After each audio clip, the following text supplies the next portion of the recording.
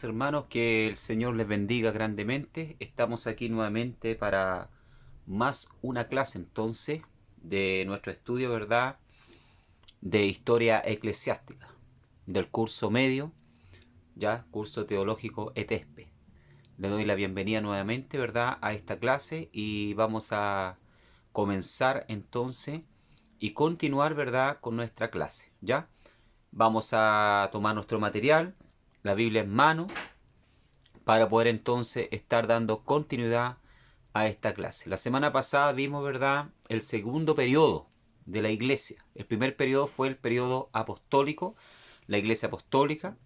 Vimos, ¿verdad?, el segundo periodo, ¿verdad?, que fue el periodo de la persecución de la iglesia perseguida. Vemos que Dios tuvo que usar, ¿verdad?, la persecución para que la iglesia pudiese entonces expandirse a través, ¿verdad?, del mundo antiguo y así pudiese, ¿verdad?, crecer la iglesia del Señor. Y hoy vamos a entrar en el tercer periodo, ¿verdad?, de la iglesia, que es el periodo imperial, que va del 313 hasta el 476 después de Cristo, ¿ya?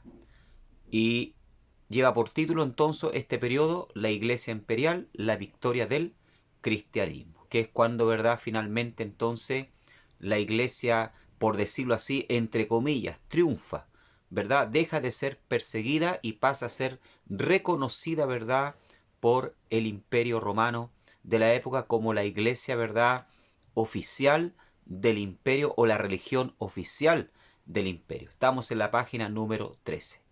Y para empezar, ¿verdad?, entonces nuestro estudio vamos a Apocalipsis capítulo 3, verso 8, que en cierta manera, ¿verdad?, representa lo que es este periodo.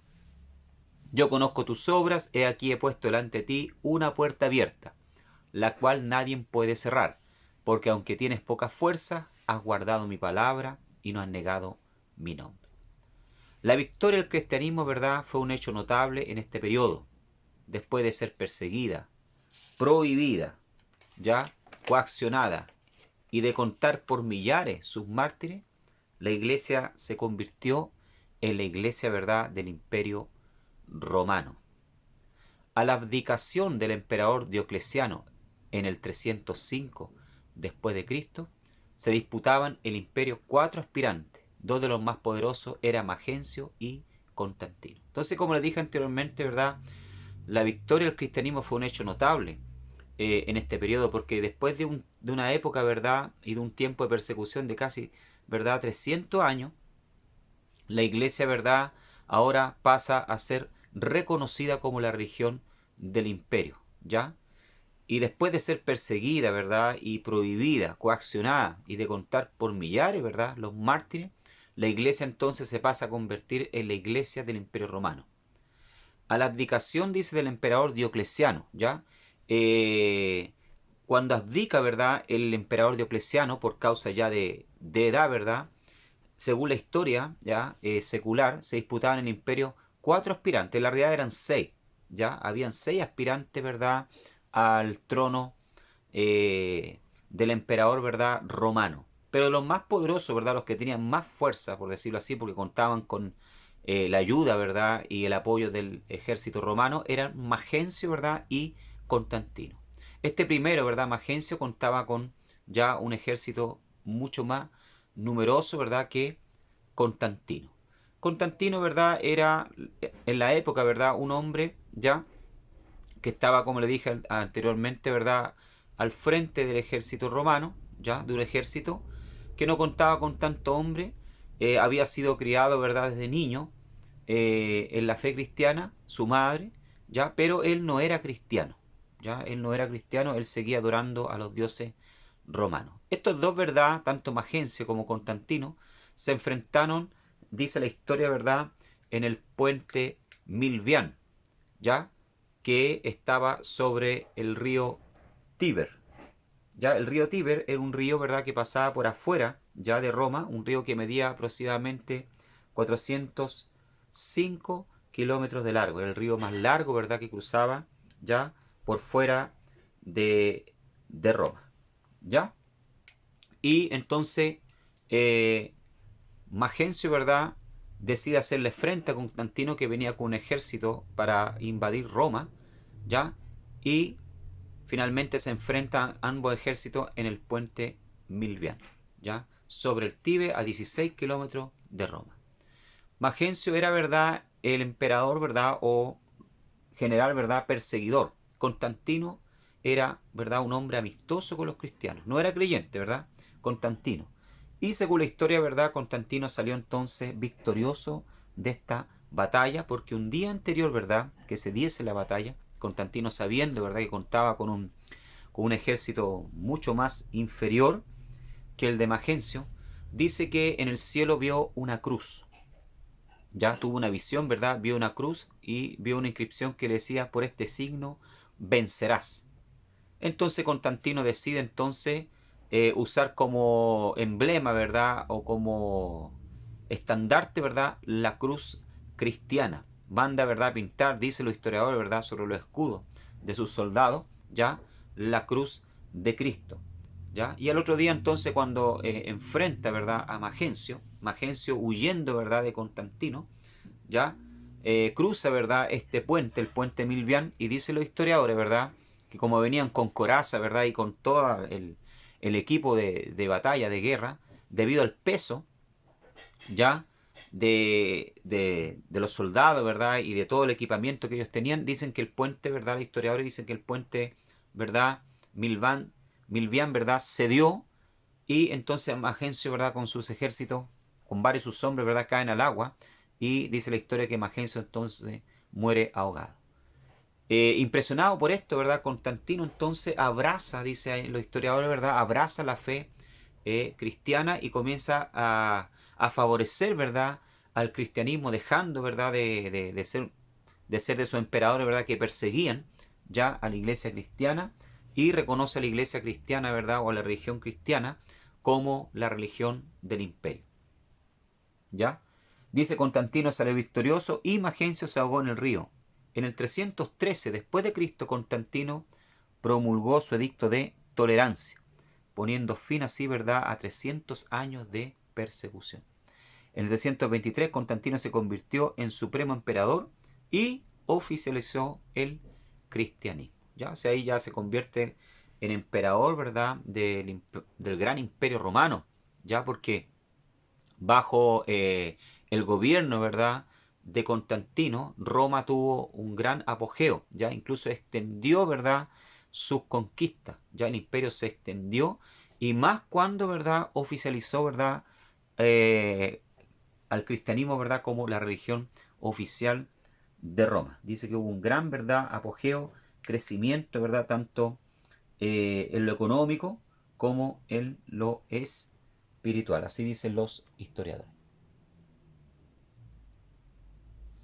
Ahí tenemos, ¿verdad?, al lado izquierdo de su pantalla entonces a Constantino teniendo la visión en el cielo de la cruz, ¿verdad? Y al lado, ya derecho de su pantalla, los dos ejércitos enfrentándose en el puente Milvián, ¿verdad? Y como les dije, ahí se puede ver, apreciar en la pintura, ya, como el puente cede entonces y Magencio cae al río y finalmente, ¿verdad?, se ahoga, ya, y así dándole la victoria entonces a Constantino. Esta batalla, ¿verdad?, fue decisiva para él entonces para poder llegar a ser entonces emperador del Imperio Romano.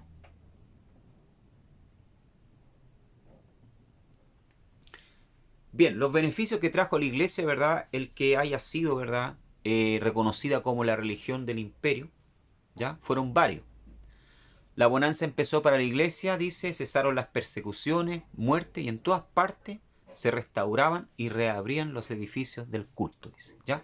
O sea, varios lugares que habían sido, ¿verdad?, cerrados, ya otros destruidos, ya que eran lugares de culto para adorar a Dios, fueron reabiertos nuevamente, ¿verdad?, y le fueron devueltas las posesiones a los cristianos, ya incluso, ¿verdad?, donde dice acá se habían derribado templos, las ciudades pagaron por ello, ya como ahora, ¿verdad?, el cristianismo era la religión oficial del imperio, ya eh, dejando a un lado muchos romanos, ¿verdad?, sus antiguas creencias, sus antiguos dioses, comenzaron por masa, dicen los historiadores, ¿verdad?, a convertirse al evangelio, ¿ya?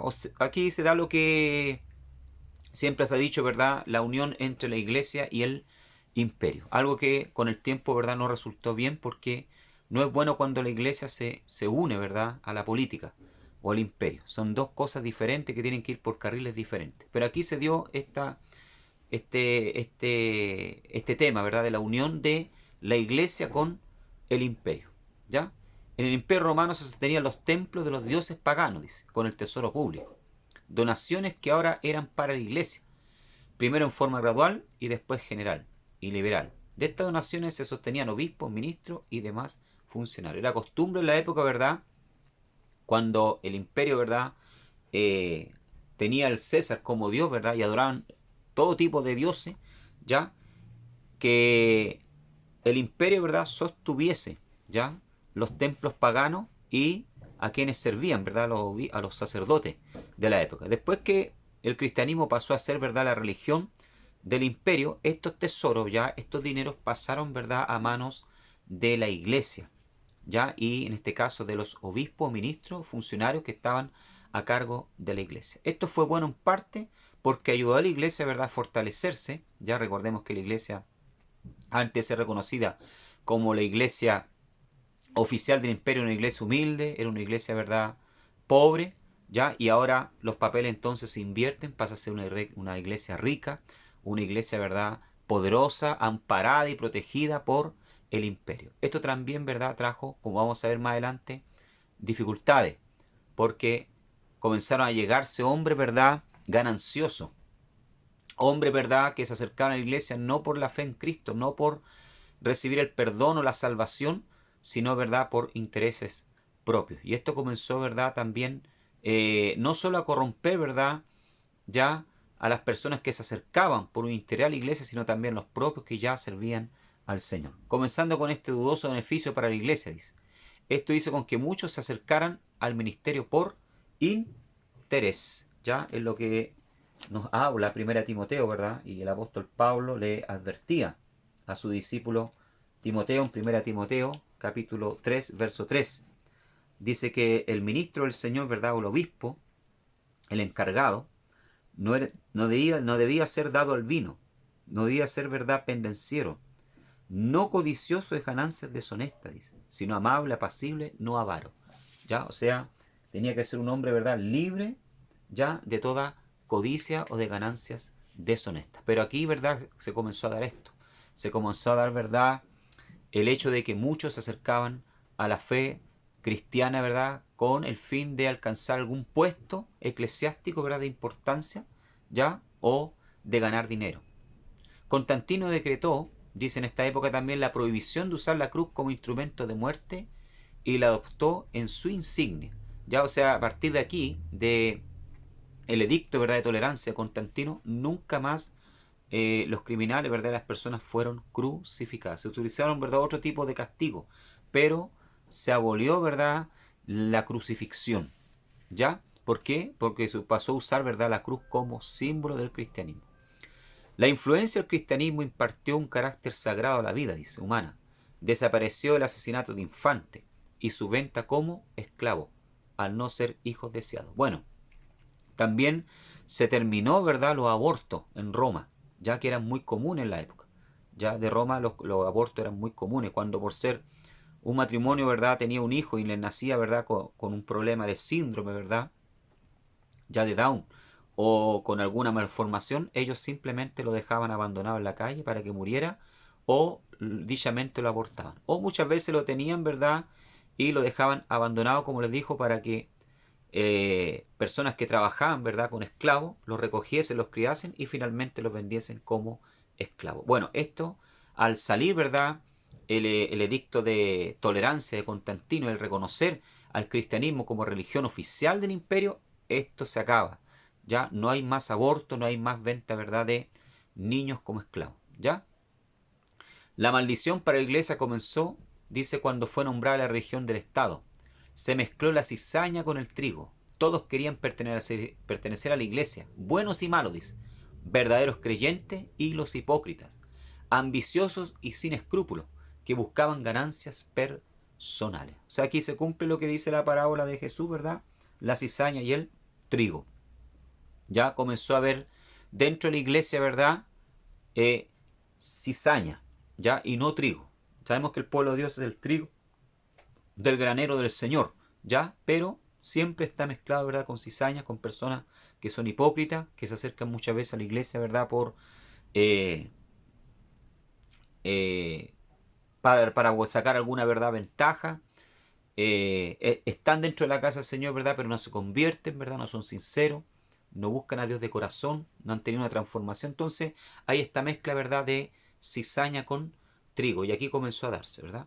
Antes de esto, ¿verdad?, que la iglesia fuese ya reconocida como religión del Estado, y cuando la iglesia era perseguida estaba libre, ¿verdad?, de la cizaña, ¿ya? ¿Por qué? ¿Por qué razón? Porque las personas que no querían servir a Dios de corazón, ¿verdad?, no permanecían en la iglesia, no soportaban debido a la persecución. Solamente quedaba el trigo, aquellos que realmente se habían convertido de corazón al Señor y habían entregado su vida a Cristo.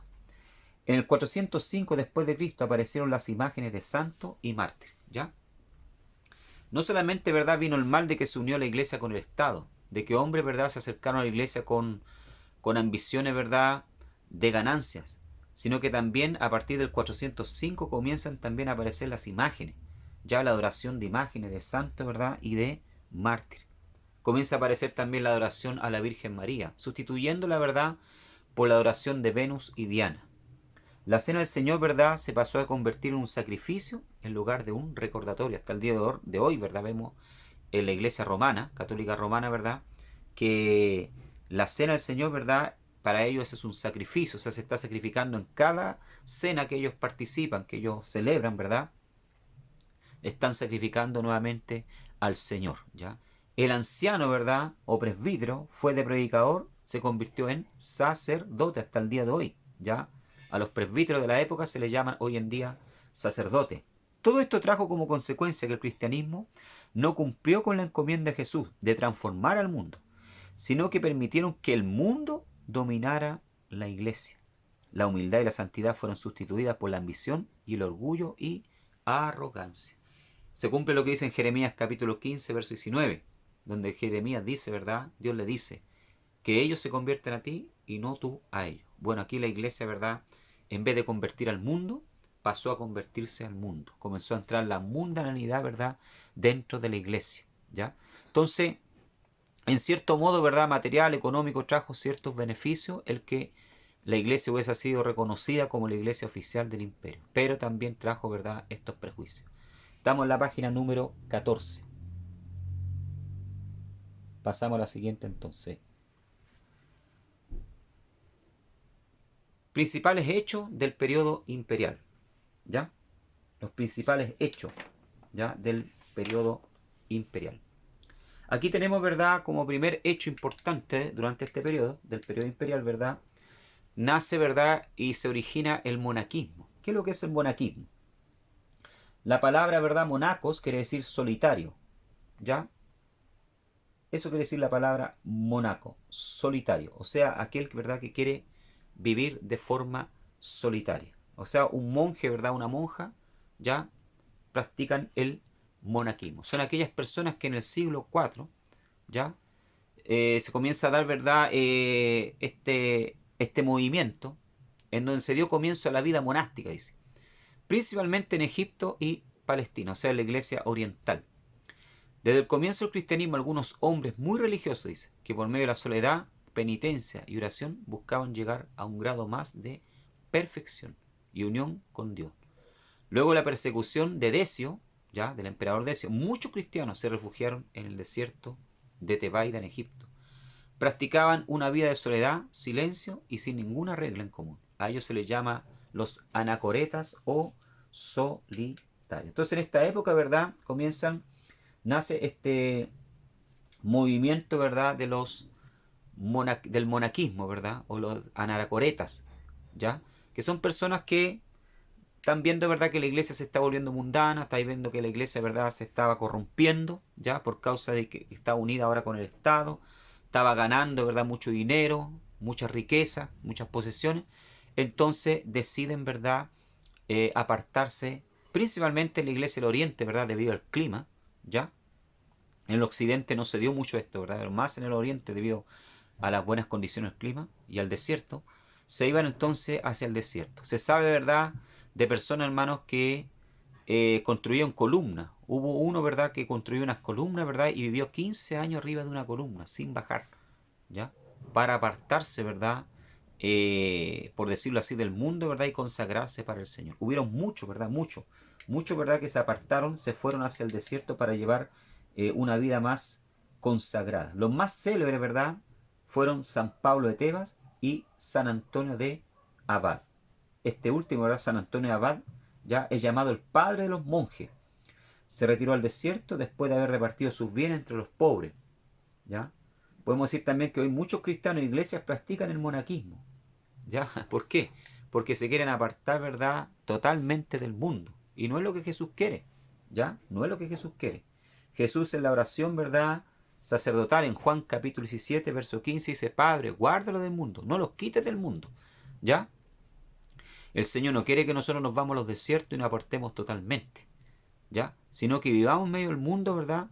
Y que podamos, ¿verdad?, impactarlo, ¿ya? Porque si Dios no hubiera querido, ¿verdad?, que no viviésemos en este mundo, no hubiera llevado ya, ¿ya? Pero como iglesia somos sal y luz del mundo. Tenemos que impactar, ¿verdad?, a este mundo, en la fábrica, en el colegio, etcétera, donde quiera que estemos.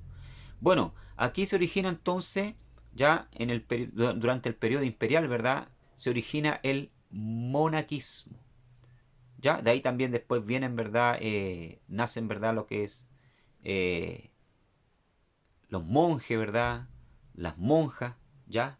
Los monasterios, donde las personas se van a enclaustrar, ¿verdad?, y viven encerradas durante años, hasta el día de hoy, ¿verdad? Bueno, todo esto viene del origen del monaquismo, ¿ya? Que quiere decir, ¿verdad?, la palabra monacos, como vimos, quiere decir solitario.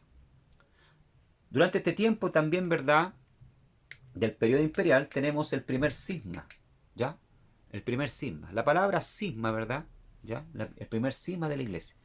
La palabra cisma quiere decir división, discordia o desavenencia. Hubieron varios, ¿verdad? A través de la historia vamos a ver que hubieron varios, pero el primero se da durante esta época. El donatismo, ¿verdad?, era una secta religiosa cristiana considerada herética y cismática, ¿ya? O sea, el primer cisma que se produce dentro de la iglesia, ¿verdad?, imperial, ¿ya? Es por causa, en el periodo del imperio, perdón, es por causa de una doctrina llamada, ya, donatismo, ¿ya? Que lleva el nombre, ¿verdad?, de su obispo, que era un obispo de Cartago, llamado Donato, ¿ya? Entonces, de ahí nace, ¿verdad?, el donatismo. Dice acá, el donatismo era una secta religiosa cristiana considerada herética, dice, y cismática, ¿ya?, por la iglesia. Surgió en las provincias del norte de África en la antigüedad tardía, dice, ¿ya?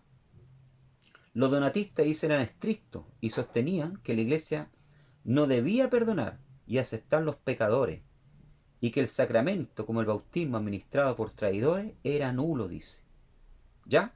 O sea, ¿a qué es lo que se oponían, verdad, los donatistas? ¿Por qué nace entonces esta discordia, este cisma, esta división, verdad? Porque los donatistas, verdad, por decirlo así, se oponían, verdad, a recibir de vuelta a aquellos hermanos, ¿ya?, o obispos que durante la persecución de la iglesia habían vuelto atrás en su fe. Muchos hermanos durante la persecución, ¿verdad?, no dieron la vida.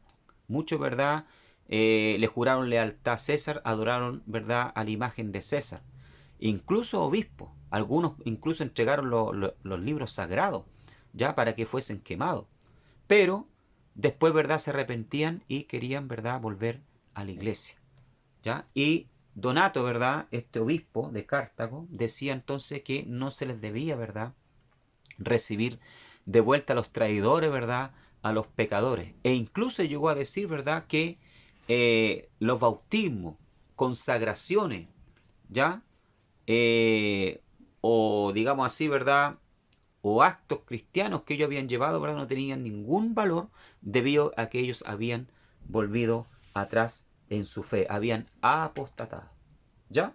Pero el donatismo, ¿verdad?, fue rechazado por la iglesia, ¿ya? La iglesia, ¿verdad?, en el concilio, ¿verdad?, de Arles, en el 314 después de Cristo, se reunió, ¿verdad?, el concilio para tratar el tema del donatismo, ¿verdad?, y fue rechazado, ¿ya?, argumentando que aun cuando el hombre moralmente esté en el error o haya vuelto atrás en su fe, el solo hecho de recibir el nombramiento divino, ¿verdad? Haber sido consagrado como pastor, obispo, presbítero, ¿ya? Esto hace válido los sacramentos, doctrina de la objetividad, se le llamaba a esto. O sea, ¿qué quiere decir eso? Aún, ¿verdad? Cuando la persona al final de sus días, ¿verdad? O en medio de su caminata, se haya apartado de los caminos del Señor, todo lo que él hizo para atrás, ¿verdad? Ya haya sido, ¿verdad? Haber consagrado un pastor, haber presentado una guagua, haber casado un matrimonio, era válido. A esto se le llamaba, ¿verdad? Doctrina de la objetividad. ¿Por qué era válido? Porque esa persona, ¿verdad? Antes de que haya caído en el error, ¿verdad? Había recibido la autoridad divina, ¿ya? Ya sea como pastor, como presbítero, como diácono, para poder llevar a cabo, ¿verdad?, esas consagraciones, ¿verdad?, o esos sacramentos. ¿Ya? Y esto es muy importante hoy en día, porque a veces, hermano, cuando un pastor, ¿verdad?, de una iglesia cae en pecado, ya cae en desgracia, o sea, aparte del Señor, queda siempre esa nube, ¿verdad?, ese pensamiento, ah, mira, pero él me casó, mira, pero él consagró a fulano, mira, pero él bautizó a fulano, ¿será que eso es válido? Claro que es válido, porque durante, ¿verdad?, el momento que él hizo la consagración, él estaba, ¿verdad?, con esta investidura, ¿verdad?, con esta autoridad divina, dada por el Señor, ¿ya? Ahora, lo que él haga después de haberse descarriado, apartado del Señor, ¿verdad?, es otra cosa, ¿ya? Entonces, el donatismo, ¿verdad?, fue rechazado, ¿ya? Fue rechazado, ¿verdad?, por la iglesia, ¿ya?, durante, ¿verdad?, el concilio de Arles, en el 314 después de Cristo. Este es el primer cisma, entonces, la primera división, discordia. Como le digo, se van a producir muchos más, ¿ya? Pero este es el primer cisma que se produce dentro de la iglesia. Durante este periodo también, ¿verdad?, el periodo imperial, tenemos el primer concilio, el concilio de Nicea. ¿Ya? ¿Qué es lo que eran los concilios, hermano? Los concilios eran instancias donde los obispos, ¿verdad?, los pastores, se reunían, ¿verdad?, para ver temas doctrinales, ya para llegar a acuerdos en temas doctrinales, para solucionar problemas doctrinales, como por ejemplo el que vimos recién, ¿verdad?, del donatismo, del arrianismo. Ya para eso eran, ¿verdad?, los concilios. Y el primer concilio, ya que se celebró para tratar un tema, ¿verdad?, doctrinal, ya fue el concilio de Nicea. Fue convocado por el propio emperador romano Constantino. Imagínense ustedes, no era ni cristiano, y él convocó, ¿verdad?, el primer concilio, ¿verdad?, de la iglesia para ver el tema de la unidad, porque él sabía, ¿verdad?, como emperador, que la iglesia estaba en temas doctrinales dividida, y había también un problema con los arrianos, ya con la doctrina arriana, quien acababa de imponer su dominio sobre la totalidad del imperio romano después de vencer a Licinio, dice. Previamente, dice, Constantino ya había dado muestra de sus simpatías por el cristianismo al dictar el edicto de Milán en el año 313, que daba a los cristianos libertad para reunirse y practicar su culto sin miedo a sufrir persecuciones. No obstante, el emperador era consciente de las numerosas divisiones que existían en el seno del cristianismo. Por lo que, siguiendo la recomendación de un sinodio, dice, dirigido por Ocio de Córdoba en ese mismo año, decidió convocar un concilio ecuménico de obispos en la ciudad de Nicea, donde se encontraba el Palacio Imperial de Verano. ¿Ya? O sea, lo que dije yo anteriormente, ¿verdad?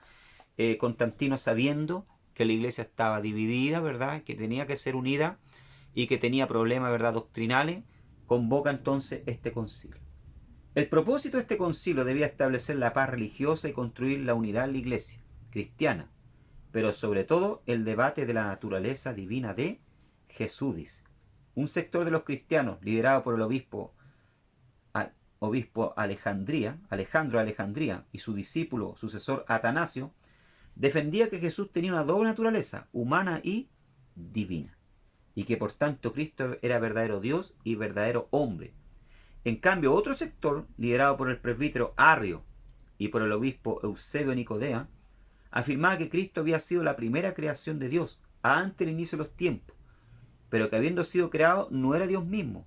En este concilio nace el famoso credo de Nicea. Ya entonces, aquí, ¿verdad?, este primer concilio que se lleva a cabo, ¿verdad?, en la ciudad de Nicea en el año, ¿verdad?, 313, ¿ya? Tiene como objetivo, hermano, entonces, poder, ¿verdad?, unir a la iglesia en temas doctrinales, ¿ya? Principalmente tratar el tema de Arrio, la doctrina arriana. La doctrina arriana, ¿verdad?, como dije anteriormente en la clase pasada, era una doctrina, ¿verdad?, que no reconocía, hermanos, la naturaleza divina de Cristo.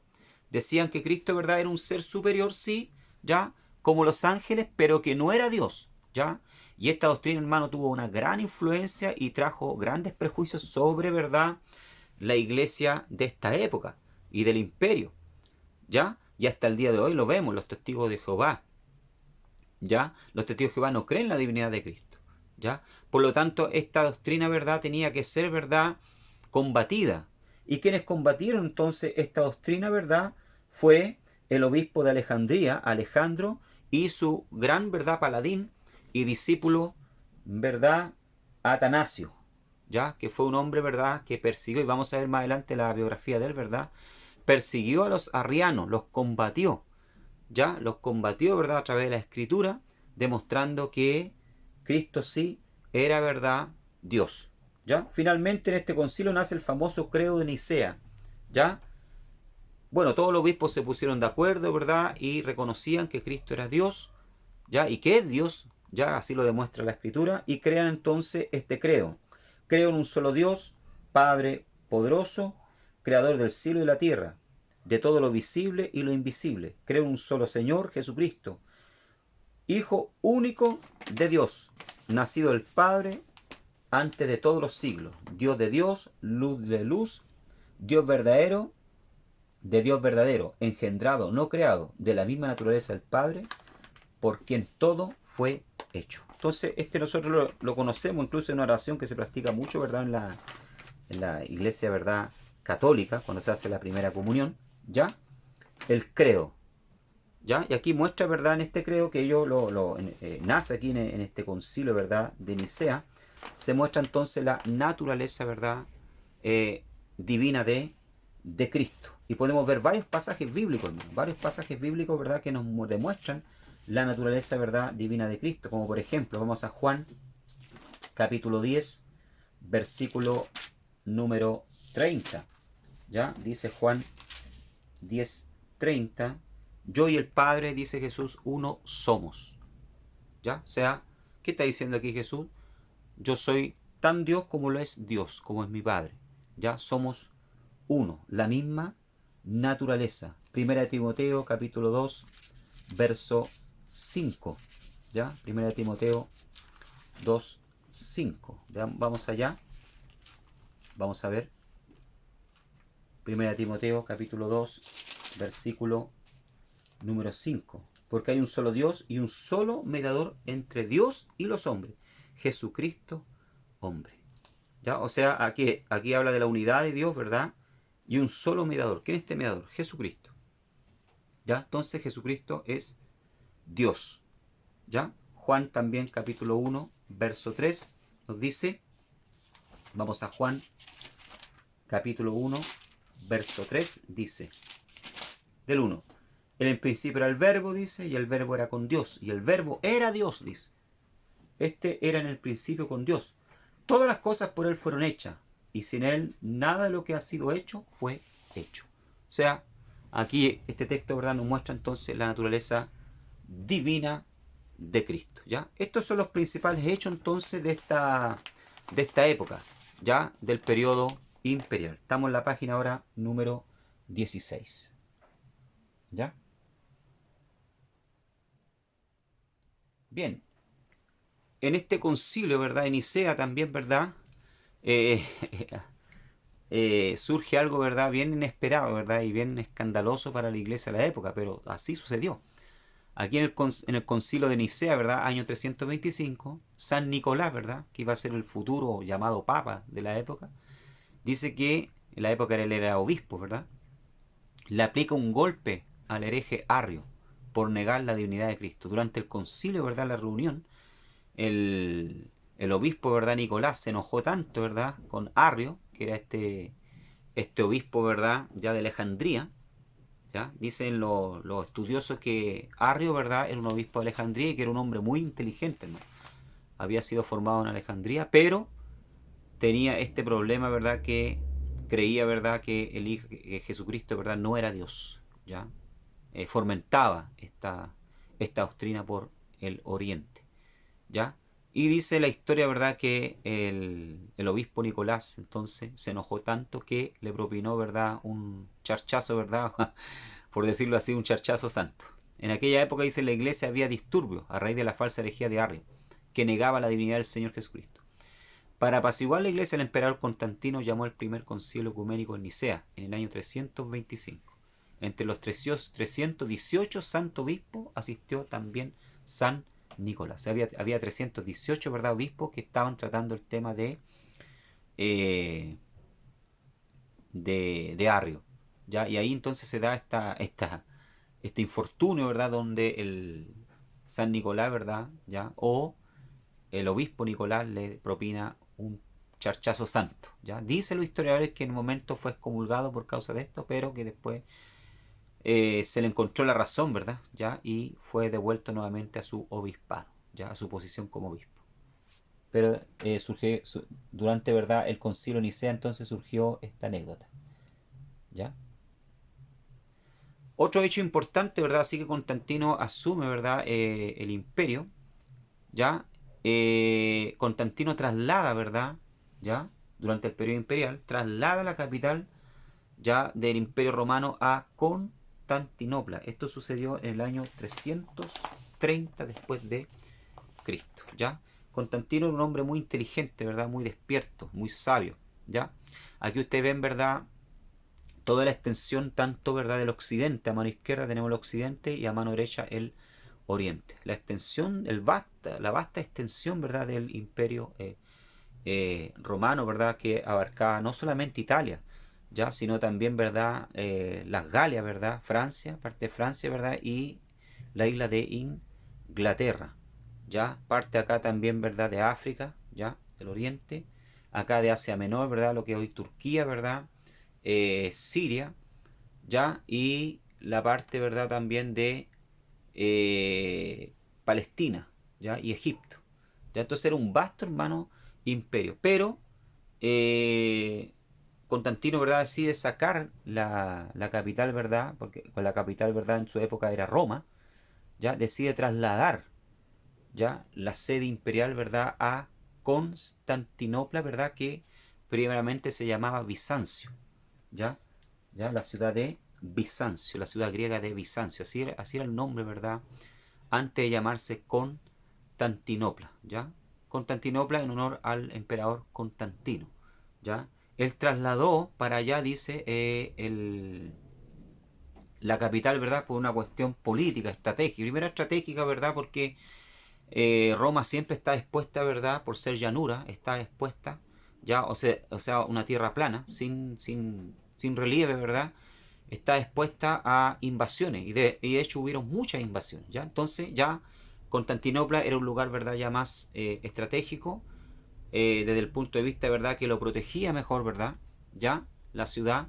Y otra cosa, ¿verdad?, que unía ahí lo que era el imperio occidental con el oriental, le era más fácil para administrar. También por una cuestión política, dicen los historiadores, ¿verdad?, que quiso trasladar la capital allá, ¿verdad?, de Roma, porque Roma estaba íntimamente asociada, ¿verdad?, con la adoración pagana, a los dioses paganos. Estaba llena de templos, ¿verdad?, y estatuas, inclinada, ¿verdad?, fuertemente a la adoración antigua. Una ciudad dominada por tradiciones paganas. Además, su posición geográfica, dice, en medio de una gran llanura, la exponía al ataque de los enemigos, ¿ya? Pero fue una cuestión más política, ¿ya? Porque también en Roma se encontraba el Senado romano. Y estando el Senado romano ahí, ¿verdad?, el Senado romano muchas veces le impedía, ¿verdad?, a él hacer ciertas cosas y tomar ciertas decisiones. Tenía que, ¿verdad?, depender mucho del Senado. Entonces decide, ¿verdad?, trasladar la capital a la antigua, ¿verdad?, ciudad griega de Bizancio, llamada ahora Constantinopla, para quedar lejos, ¿verdad?, del dominio del Senado, y así poder él gobernar, ¿verdad?, a su despensa, o sea, hacer lo que él realmente quería. Y realmente, ¿verdad?, el tiempo demostró que él tenía razón, ¿verdad?, porque, como dije anteriormente, el imperio en la época de él, ¿verdad?, fue un imperio próspero, y yo creo que también más bendecido por Dios, ¿verdad? Porque él reconoció a la iglesia de Cristo, ¿verdad? Como la iglesia oficial del imperio, ¿ya? Y ahí hubo, cierto, ¿verdad? Una bendición y una influencia también de parte del Señor, ¿ya? Entonces, este hecho importante también sucedió durante la época entonces del, de la época imperial, ya del periodo imperial. Bueno, aquí también surge un problema. Cuando Constantino decide llevar la capital, ¿verdad?, a Constantinopla, aquí entonces, ¿verdad?, nacen dos papas también, ¿ya? Hasta el momento no se llamaban papas, ¿verdad? Pero más adelante pasaron a llamarse, ¿ya? Nacieron dos sedes cristianas, ¿ya?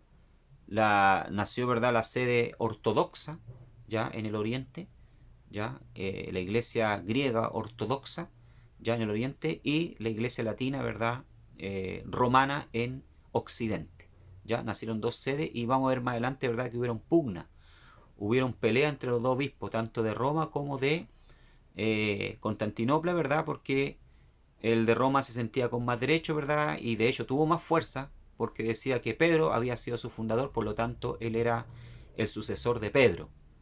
Y el de Constantinopla decía que no, que él era el verdadero papa, ¿verdad? Entonces había una pugna, ¿ya? Bueno, son cosas que surgieron más adelante en la época del periodo medieval. Amén. Bien, estamos en la página entonces número 16. Salimos entonces, ¿verdad? Eh, o sea, continuamos, ¿verdad?, en el periodo imperial. Y seguimos viendo entonces lo que siguió sucediendo durante este periodo. Durante este periodo, ¿verdad?, nacen lo que se llaman los padres de la iglesia. ¿Ya? De este tercer periodo, ¿verdad? Nacen los llamados padres de la iglesia, ¿verdad?, imperial, que va desde el 313 al 476, como dije, después de Cristo. ¿Quién eran los padres de la iglesia? Los padres de la iglesia son los autores, dice, de los primeros escritos cristianos. Y los pastores, dice, de la iglesia de los primeros siglos, ¿ya? Cuya enseñanza, en sentido colectivo, son consideradas por la iglesia como el fundamento de la doctrina ortodoxa cristiana, ¿ya? Bien, cuando hablamos de los padres de la iglesia, hermano, estamos hablando, ¿verdad?, de obispos, ¿verdad?, presbíteros, hombres de Dios que se levantaron después del año 100. Recuerden, ¿verdad?, que los apóstoles fueron hasta el año 100. Después del año 100 ya no hay más apóstoles, ¿verdad?, porque murieron de viejitos, ¿verdad?, o mártires, ¿ya? Pero ya no habían más apóstoles. Entonces los que nacen después del año 100, ¿verdad?, a partir del año 120 aproximadamente, ¿verdad?, porque tenemos un periodo, ¿verdad?, de oscuridad, como dije anteriormente, son reconocidos, ¿verdad?, como padres de la iglesia, ¿ya? Los llamados padres de la iglesia, que fueron los que primero comenzaron, ¿verdad?, a escribir sobre las enseñanzas y doctrinas, ¿verdad?, de la iglesia, a colocar los fundamentos, por decirlo así, ¿verdad? Si bien es cierto, ya los evangelios, ¿verdad?, las epístolas ya estaban escritas, ¿verdad?, pero había que, ¿verdad?, canalizar, ¿verdad?, lo que los escritores, tanto como Pablo, ¿ya?, y los evangelios, ¿verdad?, habían dejado escrito o enseñado. Entonces aquí nacen, ¿verdad?, los llamados padres de la iglesia. Origen de la palabra padre. El nombre de padre es de origen puramente eclesiástico, dice, y significa la expresión del amor y de la veneración de las comunidades cristianas hacia sus obispos. Ya al obispo se le llamaba en la época, ¿verdad?, padre o papa. ¿Qué eso quiere decir la palabra papa, hermano? Padre. Ya que a esto correspondía el oficio de enseñar la doctrina de la iglesia. Por esto el título de padre fue aplicado inicialmente a ellos. O sea, a ellos se les llamaba, ¿verdad?, de padres de la iglesia. Características que tenían que tener los padres de la iglesia y doctores de la iglesia. Se les llamaba padre o doctores de la iglesia. Para que un escritor sea considerado padre de la iglesia, debe tener estas características. Primero, haber pertenecido a la edad antigua de la iglesia. O sea, haber tenido algún contacto, ¿verdad?, con los primeros apóstoles. Y de hecho hubieron muchos padres de la iglesia, ¿verdad?, posteriores a los apóstoles que alcanzaron, ¿verdad?, a conocer a los apóstoles. ¿Ya? Por ser Policarpo, fue discípulo de Juan, del apóstol Juan. Policarpo es considerado un padre de la iglesia. ¿Ya? Segundo, debían llevar, ¿verdad?, una vida ejemplar de santidad de vida.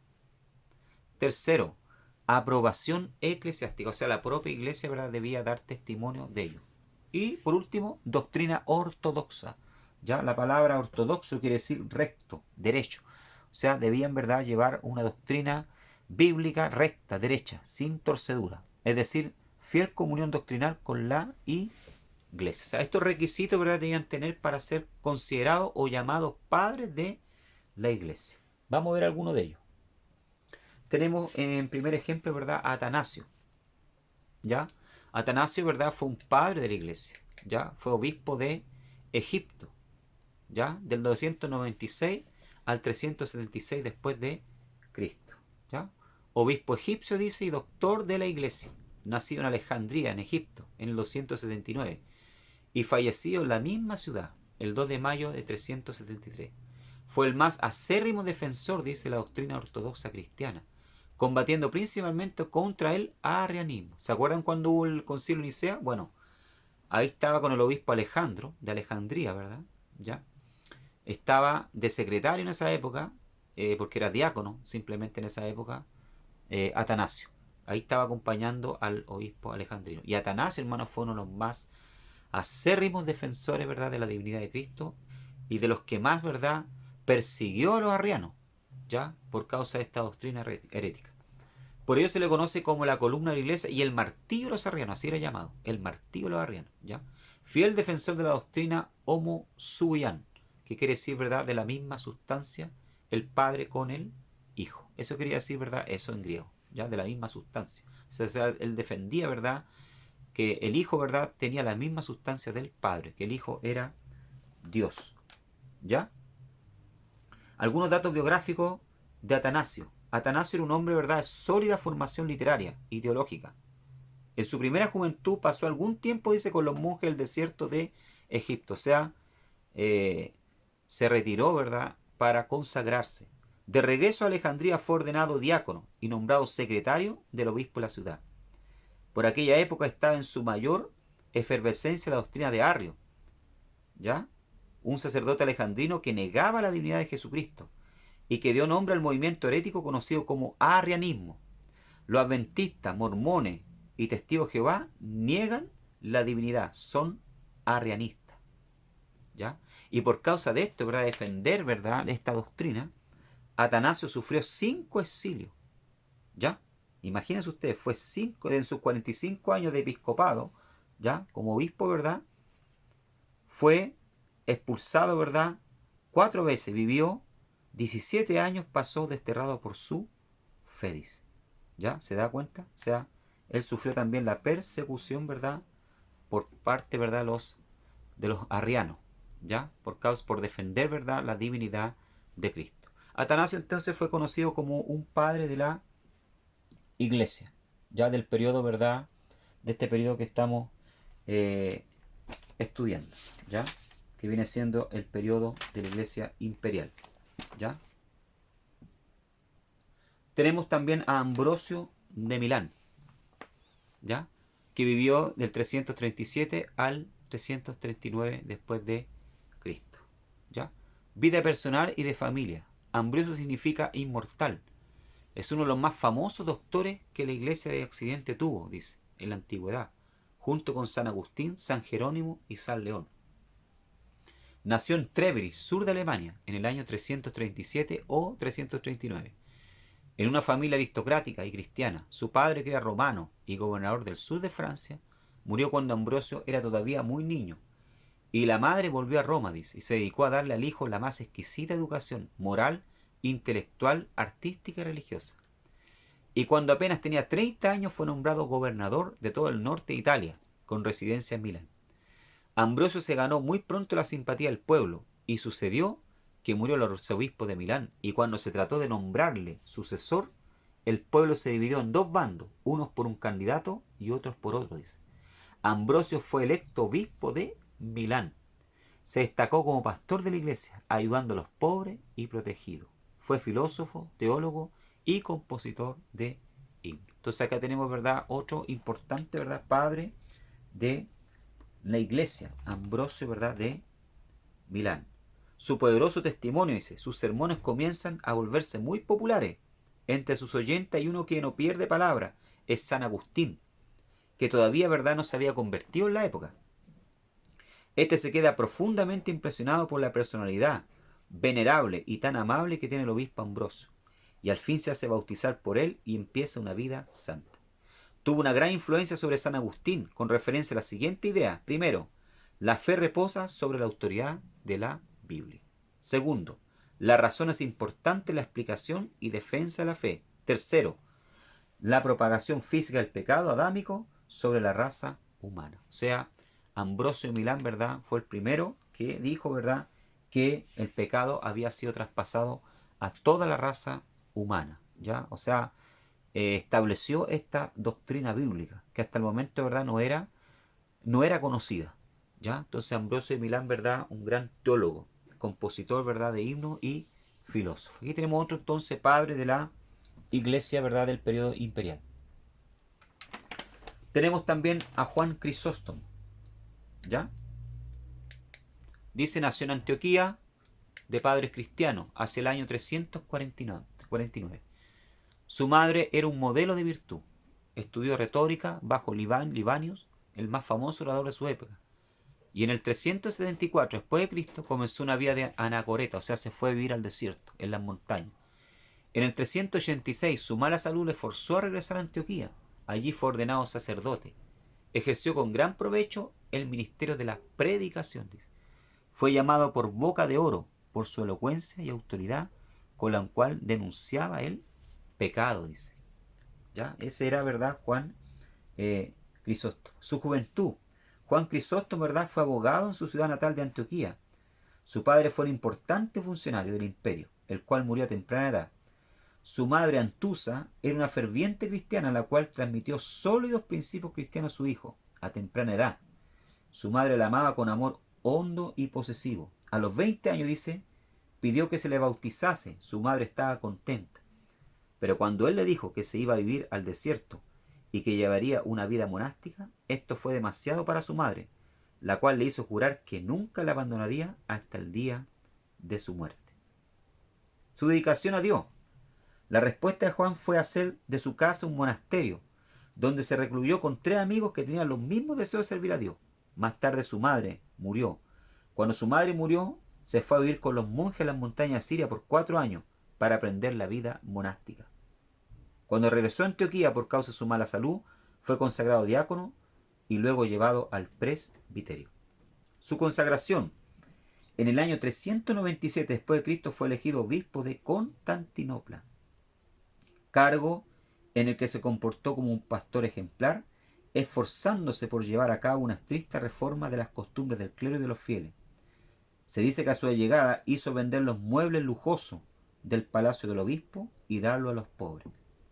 En aquella época Constantinopla era una ciudad rica y lujosa. Su rectitud en proclamar y defender la verdad le ganó mucho enemigo. Era una voz del desierto que proclamaba el pecado y no se doblegaba ante el imperio, padre de la iglesia del Oriente. Su apodo, Crisóstomo, que significa boca de oro, alude a su excepcional elocuencia. Su destierro.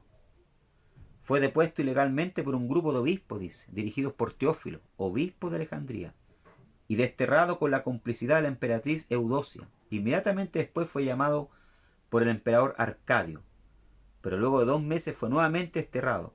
Durante este último viaje, el 14 de septiembre del año 407, murió. De sus numerosos escritos, los cuales se conservan 17 tratados y más de 700 homilías, sus sermones cubren prácticamente toda la Biblia, entre los que se cuentan 76 sobre el Génesis, 90 sobre Mateo, 88 sobre Juan, 55 sobre Hechos y 242 sobre las cartas paulinas, sin contar a los Gálatas, que están preservados en la forma de comentarios hechos de sermones. ¿Se da cuenta? O sea, eran Juan Crisóstomo, ¿verdad? Fuera de ser un gran predicador, ¿verdad?, fue un gran escritor, ¿ya?, que teológicamente, ¿verdad?, doctrinalmente aportó mucho a la iglesia. Por eso estos hombres, ¿verdad?, eran llamados, ¿verdad?, de doctores, ¿ya?, de la iglesia, o padres de la iglesia. Estamos en la página número 18. Vamos a ver la vida de Jerónimo también, ¿ya? Otro padre de la iglesia. Vivió del 340 al 420 después de Cristo. Su vida. Jerónimo, cuyo nombre latino era Eusebio, nació en la pequeña ciudad de Estrido, cerca de la frontera de Italia y Dalmacia, Yugoslavia de hoy. Sus padres eran cristianos. Su padre que lo envió a su hijo a Roma para su educación superior. ¿ya? Fue bautizado a la edad de 19 años, dice. Poco después viajó a Treveris, en la Galia, y a Aquilea, en Italia, donde comenzó a cultivar sus intereses teológicos en compañía de otros, que como él se inclinaron a la vida ascética. También vivió como monje en el desierto. Se da cuenta que casi todos estos padres de la iglesia tienen algo en común, ¿ya? Se alejaban, ¿verdad?, de la ciudad para vivir una vida más apartada, ¿verdad?, consagrada al Señor, ¿ya? Su conversión. Sobre el 373, Jerónimo emprendió una peregrinación hacia el este, ¿ya?, en Antioquía, donde fue recibido calurosamente. Continuó con sus estudios humanistas y monásticos. También tuvo una profunda experiencia espiritual, soñando que se le acusaba de ser ciceroniano, ¿verdad?, que era un escritor y orador romano de la época, ¿ya?, y no cristiano. En consecuencia decidió dedicarse exclusivamente a la Biblia y a la teología. O sea, cuando él tuvo este sueño, ¿verdad?, donde tuvo una visión, ¿verdad?, que le decía que se le acusaba de ciceroniano, ¿verdad? O sea, que él estaba más dedicado a la filosofía, a la retórica de la época, a otros libros, y no a la Biblia. Entonces, cuando él despierta, tan impresionado, ¿verdad?, por el sueño, decide dejar todos los libros, ¿verdad?, seculares de lado y dedicarse durante 10 años a estudiar solamente la escritura, ¿ya?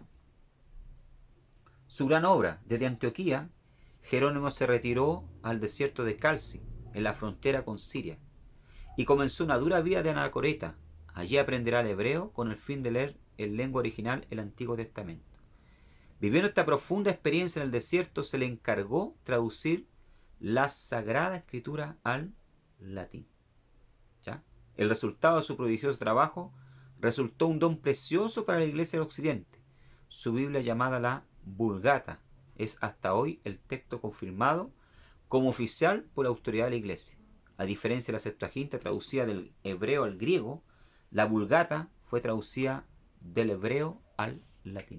El Papa Damasceno, ¿verdad?, de la época, ¿ya?, le encarga entonces a Jerónimo que haga una nueva traducción, ¿verdad? Jerónimo ya había aprendido, ¿verdad?, las lenguas antiguas, de tanto el hebreo como el griego, las conocía, ¿ya?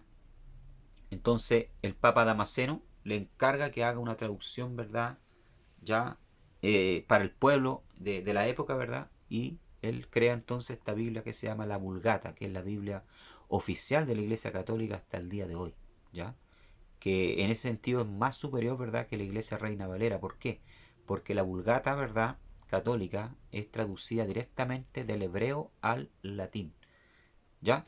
Y la Reina Valera, ¿verdad?, no así la Reina Valera, que es traducida del eh, hebreo al griego y del griego, ¿verdad?, entonces a nuestro idioma. Ya la Septuaginta, ¿verdad?, sabemos que está traducida al griego, ¿ya?, y no al hebreo. Bueno, este es Jerónimo entonces. Y por último tenemos, ¿verdad?, tenemos también a San Agustín, ¿ya? San Agustín, ¿ya? Su vida y preparación. Nació el 13 de noviembre, dice, del 354 en Tagaste, pueblo que hoy se conoce por Souk Aras, Argelia, norte de África, hijo del pagano Patricio y la cristiana Mónica, quien se encargó de orar por la conversión de su esposo e hijo. Miren qué importante, hermano, ¿ya? Qué importante esto, las madres, orar por sus hijos, por su esposo, ¿ya? Fue educado en la fe de su madre, dice. Las oraciones de Mónica dieron su fruto. Al final de sus días, su esposo aceptó a Cristo y se bautizó, y su hijo se convirtió en un gran teólogo y defensor, dice, de la fe. ¿Ya? ¿Se da cuenta? Este es San Agustín, entonces. ¿Ya? San Agustín, otro padre de la... Estamos viendo, ¿verdad?, los padres de la iglesia antigua, ¿verdad?, que se encargaron de escribir, ¿verdad?, de defender y establecer las doctrinas, ¿verdad?, bíblicas. Y por último, ¿verdad?, tenemos el último padre de la iglesia, no menos importante, Eusebio de Cesarea, Palestina, en el 265 al 339. Escritor y prelado cristiano, dice, griego, favorito del emperador Constantino, ¿ya? Fue elegido obispo de Cesarea en el 313 e intervino en las luchas entre ortodoxos y arrianos, ¿ya? Eusebio de Cesarea era muy amigo del emperador Constantino, ¿ya? Muy cercano al emperador Constantino, ¿ya? Incluso se dice, ¿verdad?, que era un chupamedia, ¿verdad?, por decirlo así, esta palabra fea, ¿verdad? ¿Ya? Pero no. ¿Ya? Lo que pasa es que Eusebio de Cesarea, ¿verdad? Tenía mucha admiración por Constantino porque Constantino había, como emperador, ¿verdad? Había, ¿verdad? Abolido, ¿verdad? Y decretado el cese de la persecución contra la iglesia, de la cual Eusebio de Cesarea también había sufrido. Eusebio de Cesarea también, ¿verdad? Y un colega de él fue muerto, ¿ya? Por causa de la persecución. Entonces, Eusebio de Cesarea, ¿verdad? De primera mano sabía lo que era ser perseguido por la causa de Cristo. Incluso tuvo que un tiempo arrancar, huir a Egipto, ¿ya? Por causa de la persecución. Dice que era favorito el emperador Constantino, ¿ya? Porque también Eusebio de Cesarea, ¿verdad? Ayudó mucho en la parte, se dice que incluso la conversión de Constantino en gran parte, ¿verdad? Y las decisiones que tomó en favor de la iglesia fue por causa de Eusebio de Cesarea. Dice fue elegido obispo de Cesarea en el 313 e intervino en las luchas entre ortodoxos y arrianos. Se dice también y se le acusa, ¿verdad?, que era arriano, ya que era a favor de la enseñanza, ¿verdad?, de los arrianos, que tenía duda en cuanto a la divinidad, ¿verdad?, de Cristo. Pero no hay nada que se pueda probar, ¿ya? Llevado por su espíritu conciliador, se enfrentó varias veces con Atanasio, dice. ¿Ya? O sea, recordemos que Atanasio, ¿verdad?, era quien defendía la divinidad de Cristo. Y Eusebio de Cesarea varias veces se enfrentó, ¿verdad?, con Atanasio por causa de esto. Es autor también de dos obras apologéticas, Preparación Evangélica y Demostración Evangélica, y llamado el padre de la historia eclesiástica. ¿Por qué llamado el padre de la historia eclesiástica? Porque, hermano, quiero decirle algo. Hay dos libros, ¿verdad?, de historia eclesiástica de esta época, que son la Biblia, libro de los Hechos, y hay un único libro que se llama Historia Eclesiástica de Eusebio de Cesarea. ¿Ya? Lo que pasa después de la época de los apóstoles se lo debemos en gran parte, ¿ya?, a este escritor y a este padre de la iglesia llamado Eusebio de Cesarea. Así que ojo con este padre de la iglesia. Y si pueden conseguirse, les recomiendo leer, ¿verdad?, Historia Eclesiástica de Eusebio de Cesarea. ¿Ya? Llamado el padre de la historia eclesiástica. Eusebio nació entre los años 260 y 265 en Palestina. Probablemente en Cesarea, donde estudió en la escuela fundada y en la biblioteca dejada por Orígenes, junto al sacerdote Panfilio, cuyo nombre añadió Eusebio al propio Eusebio Pampili. Con él fue encarcelado, dice, en el curso de la persecución del 303. Después del martirio de su amigo, pudo huir a Tiro y a Egipto, donde conoció el cautiverio. Vuelto a la patria, llegó al sacerdocio y hacia el 313 al obispado. ¿Ya? Entonces, Eusebio de Cesarea, un gran padre de la iglesia que tuvo mucha influencia sobre la vida de Constantino el Grande, el primer emperador, ¿ya?, que reconoció la fe cristiana. Y aquí tenemos, ¿verdad?, este personaje indeseable, ¿verdad?, Arrio, ¿ya?, el cual causó muchos males a la iglesia, ¿verdad?, imperial. Por causa de él, ¿verdad?, algunos llegaron a pecar, ¿verdad?, peleando por causa de esta doctrina. Arrio de Ptolemaida, actual Libia, ¿ya? 256, Constantinopla 336. Sacerdote cristiano de Alejandría, dice, probablemente de origen libio, cuya doctrina dieron origen al arrianismo. Su doctrina, considerada herética por la Iglesia, negaba la divinidad de Jesucristo, pues Dios Padre existía antes que él y la había creado de la nada. Arrio, ordenado presbítero en el año 311, elaboró esa doctrina, a partir de la que Pablo de Samosata, obispo de Antioquía. ¿Ya? Entonces, este hombre, ¿verdad?, lo copió en cierta manera, ¿verdad?, esta idea, esta filosofía de Pablo de Samosata, que era un obispo de Antioquía, pero él la perfeccionó diciendo, ¿verdad?, que el Hijo no era Dios porque había sido creado por el Padre. ¿Ya? Y por eso que hubo esta primera controversia. Ya sufrió la iglesia sufrió esta primera controversia y en el concilio de Nicea, entonces, Arrio, ¿verdad?, fue excomulgado de la iglesia, ¿ya? Y de hecho fue desterrado por causa de esta doctrina, aunque años más tarde, ¿verdad?, Constantino lo perdonó porque se dice, ¿verdad?, que Constantino también, al igual que Eusebio de Cesarea, eran, en cierto modo, a favor de esta doctrina, ¿ya? Pero como le digo, son todo especulaciones. Bien, mis amados hermanos, espero que haya sido de bendición esta tercera clase, ¿verdad?, de este periodo imperial de la historia de la iglesia, que ustedes hayan aprendido algo más acerca de el pensamiento cristiano, ¿verdad? De la época, del por qué, ¿verdad? De las controversias, de por qué se celebraban, ¿verdad? Los concilios, ¿ya? Y la importancia que tuvo sobre la vida de la iglesia, ¿verdad? El decreto de tolerancia, ¿verdad? De Constantino y el cambio que trajo tanto externamente como internamente dentro de la iglesia. Bien, estaríamos entonces ya viendo si no me queda. Sí, me queda algo más. Todavía no terminamos, ¿ya? Yo me apuré. Estamos en la página 21-22 y con esto terminamos, ¿ya? Bueno, algo que también se da en esta época es la caída de Roma occidental, ¿ya? ¿Ya? En esta época también, ¿verdad? Del periodo imperial, hacia el 400 ya, después de casi 300 años, ¿verdad? 400 años, entonces Roma cae, ¿ya? A través de este periodo de la Iglesia imperial, sin embargo, otro movimiento progresaba. Era la más enorme catástrofe de toda la historia. La caída del Imperio Romano Occidental, dice. En el reinado de Constantino, al parecer el reino parecía estar muy bien protegido, dice, e inexpugnable, como lo había estado en el reinado de Marco Aurelio o de Augusto. Sin embargo, estaba debilitado por la decadencia moral y política, y listo para sucumbir bajo los invasores que le rodeaban ansiosos de derrotarlo. A los 25 años de la muerte de Constantino, ya del emperador Constantino el Grande, en el 337 después de Cristo, cayeron las barreras de la frontera del Imperio Occidental y las hordas de bárbaros, nombre que los romanos aplicaron a los demás pueblos, a griegos y judíos, comenzaron a entrar por todas partes en la indefensa, ¿verdad? Provincia. ¿Ya? O sea, a la muerte de Constantino, ¿verdad? Así que muere Constantino, le sucede, ¿verdad? Su hijo Constantino II, ya, Constancio, y después que pasan 25 años, ¿verdad?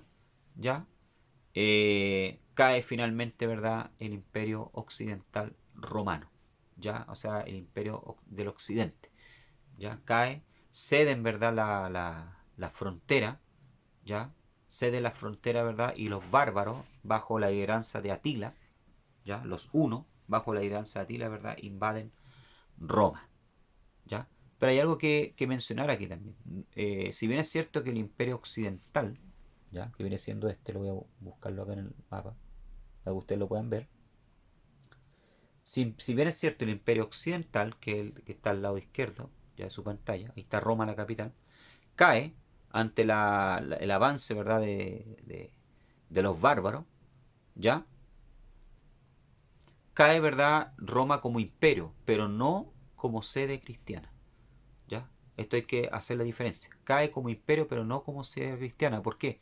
Porque muchos de estos bárbaros que venían, ¿verdad? De Inglaterra, que venían de las Galias francesas, de Alemania, ¿verdad? Habían sido ya evangelizados, eran cristianos, ¿ya? Y cuando invaden Roma por un tema, ¿verdad? Qué sé yo, de hambruna, de sequía, ¿verdad? Comenzaron a emigrar, ¿ya? Cuando cae Roma, ¿verdad? Ellos invaden Roma, toman lo que quieren, ¿verdad? Pero siempre respetan, ¿verdad? Los templos, respetan la fe cristiana. ¿Por qué? Porque ellos ya habían sido, ¿verdad? Evangelizados. Muchos, ¿verdad? De los obispos que habían asumido, ¿verdad? La diócesis ya del occidente se habían preocupado de también evangelizar a los bárbaros. Se les llamaba bárbaros a las personas, ¿verdad?, que vivían fuera del imperio, ya en los campos o en otras tierras. Se habían preocupado de evangelizar a los bárbaros. Entonces, cuando los bárbaros llegan a Roma, ¿verdad?, si bien es cierto, saquean la ciudad, pero no destruyen los templos. Y siguen sintiendo, ¿verdad?, una atracción, ¿verdad?, por la fe que se profesaba en Roma. Entonces, eh, Roma occidental, ¿verdad?, cae como imperio, ¿ya? Pero no como sede cristiana, de la fe cristiana, ¿ya? Y de hecho me atrevo a decir, ¿verdad?, que con esto más se fortalece, ¿ya? Como sede cristiana. ¿Por qué? Porque estos bárbaros que venían ya venían evangelizados. Por lo tanto, la iglesia en sí no sufre daño en el occidente, ¿ya? Todavía en esa época, ¿verdad?, queda en pie, ¿verdad?, Constantinopla, ¿ya? Constantinopla, ¿verdad?, la segunda capital, ¿verdad?, en el oriente, ¿ya? Pero en el occidente, que es la mano izquierda, ¿verdad?, las fronteras ceden, ¿verdad?, y el imperio occidental cae. Y el último emperador, ¿verdad?, que sufre esta invasión es Rómulo, el emperador niño, que era un niño, ¿verdad?, en la época. ¿Ya?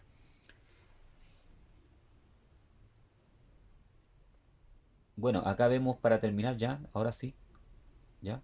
las causas, ¿ya? La desaparición del imperio se produce por varias causas: crisis económica, ¿verdad? Y social, ¿ya? Escasez de mano de obra rural, poca producción de los esclavos, ¿ya? ¿Por qué? Porque con el cristianismo, ¿verdad? Muchos, ¿verdad? Se convierten, muchos amos, muchos señores se convierten, ¿verdad? Incluso dentro de la corte romana, y comienzan a liberar a los esclavos. Entonces ya no hay mano de producción, menor rendimiento de la agricultura y el comercio, ¿ya? Dejan de trabajar en los campos. La burguesía de las ciudades se empobrece, disminuye los ingresos de impuestos, ¿ya? Porque ya las tierras no pagan impuestos. El Estado no puede pagar a los funcionarios ni al ejército, dice. Ya el propio ejército, ¿verdad? Romano, que era un ejército destacado por ser un ejército disciplinado, un ejército, ¿verdad? Grande, comienza a empobrecerse, comienza a ponerse flojo. ¿Por qué? Porque ya, como se van convirtiendo, ya no quieren hacer parte, ¿verdad? Hacer el servicio militar, los jóvenes, por ser cristianos. Comienzan a contratar a los mismos enemigos, ¿verdad? Como soldados mercenarios. Estos mismos, ¿verdad? Al ver la riqueza de Roma, ya comienza a entrar en la codicia, ¿verdad? Y deciden invadir entonces Roma. Tenemos también una crisis política, poder imperial debilitado, indisciplina en el ejército, inseguridad en las fronteras, presión de los pueblos bárbaros, invasiones germánicas. ¿Se da cuenta? O sea, el poder imperial, ¿verdad? Se debilita. Ya hay una crisis política, todos quieren ser, como le digo, emperadores. En la época que Magencio, ¿verdad? Y Constantino se enfrentan, imagínense ustedes, habían 6 candidatos al imperio. ¿Ah? O sea, todos querían ser emperadores, todos querían ser, ¿verdad?, jefes, generales, y nadie quería ser soldado. Hay una crisis de las ideas religiosas. La religión romana no satisface a gran número de personas, ¿ya? O sea, ¿qué quiere decir esto? Si bien es cierto, ¿verdad?, el imperio reconoció la religión cristiana como la religión, ¿verdad?, del imperio, pero había muchos pueblos conquistados que no estaban de acuerdo, que querían seguir adorando a sus dioses. Lo que antes mantenía el imperio romano, ¿verdad?, era la adoración única al César como Dios. ¿Ya? Esto mantenía fuerte, sujeto al imperio. Y porque también tenían un panteón con todo tipo de dioses. ¿Ya? Pero cuando la religión cristiana reconocía, hubo muchos pueblos que no aceptaron. ¿Ya? Surgen otros cultos religiosos, aparición del mensaje cristiano, dice. Culto único Dios, promesa de salvación. Los grupos oprimidos se convierten al cristianismo, persecuciones, tolerancia religiosa. Dice, ¿ya? O sea, aquí vemos, ¿verdad?, las causas entonces de la caída del imperio a 25 años después de la muerte de Constantino. ¿Ya? Entonces ahí tenemos la caída, ¿verdad?, del imperio romano. Vuelvo a repetir lo que dije antes. Roma cae como imperio, pero no como capital o sede religiosa. ¿Ya? Al contrario, se fortalece. ¿Ya? Por hechos que vamos a ver más adelante, ¿verdad?, en el periodo medieval. ¿Ya? De que ellos se atribuían, ¿verdad?, el derecho de ser la sede eclesiástica del mundo. Porque, según ellos, San Pedro, ¿verdad?, había sido el primer papa de Roma, y él había dejado, ¿verdad?, esta sucesión a los papas que se levantaban posteriormente. ¿Ya? Y porque San Pablo y San Pedro habían muerto ahí en Roma, habían sido martirizados. Muy bien, hermano. Ahora sí llegamos al final de la clase. Estudien, ¿verdad? Repasen el material, los videos, porque las preguntas van a salir de los videos, van a surgir de los videos. Amén. Que el Señor les bendiga grandemente. Amén.